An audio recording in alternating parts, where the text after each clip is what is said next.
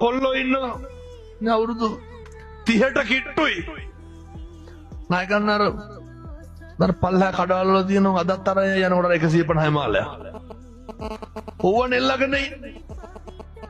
bracelet එකක් දැන් කිය හාඳුරුන්ට සල්ලි තිබ්බට අපිට කොහෙද සල්ලි කියලා මං කියන්නේ බීපු සිගරට් කන්ද සල්ලි එක්කව කරුවා අවුරුදු 10ක් 12ක් මොකද කරලා තියෙන්නේ ප්‍රධානම කාරණේ කරන්න ඕන මොකද්ද කියලාවත් අදහසක් තිබිලා නැහැ මං කියන්න එහෙම අපේ දරුවන්ට ඔය බොහෝ දරුවෝ බැහැලා ඉන්නන වීඩියෝ ගේම් ගහන්න මේක හරි පිළිගාව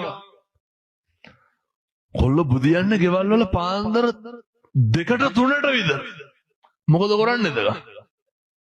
අර ලුණු කපන්නේ වුණා යකට තල්ලේ වුණා බල බල ඉන්නවා තල්ලු කරගෙන කරන්නේ නැගිටින්නේ උදේ 10ට 11ට විතර කොහෙන් මුදුමාල ගන්නද එහෙනම් ඔය නෙල්ලිගලින්ම ප්‍රාර්ථනා කරලා යන්න ඔය මුස්පේන්තු ජීවිතයත් මිදේවා කියලා නෙල්ලිගලින්ම අදිෂ්ඨාන කරලා යන්න තරුණයෙක් වුණාම හොඳ පෞරුෂයක් තියෙන්න ඕන හොඳ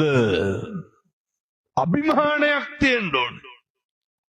පෞරුෂයයි අභිමානයයි දෙකම හැදෙනවා බුද්ධ වත කරන්න